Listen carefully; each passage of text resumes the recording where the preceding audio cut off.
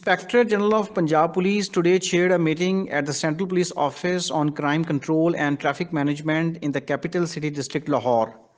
Addressing the meeting, the IG said to rid the society of drugs and keep youth safe from drugs, police teams should launch intelligence-based operations on a daily basis and arrest major drug dealers, especially in areas around student hostels.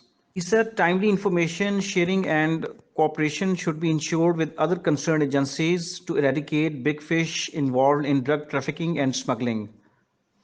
He said identifying crime hotspots areas in Lahore, patrolling plan of Dolphin, Piru and other forces in these areas should be made more effective and patrolling hours should be increased. Local officers themselves should monitor patrolling plan and overall situation.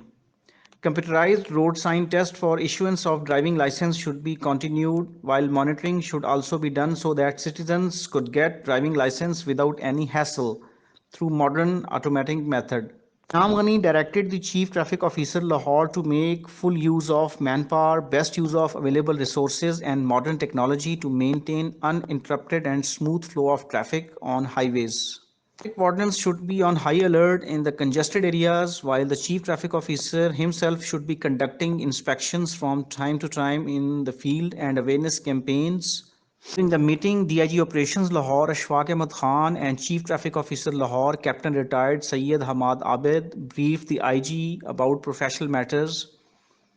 They said Lahore police are using all available resources for the prevention of crime and improvement in traffic management. IG put his focus on expediting crackdown on professional bagging mafia on highways. He directed the officers to take special action against professional bagging men and women who use children for begging. He also sought action against drug addicts who pretend to be unemployed laborers so that citizens could be protected from their activities.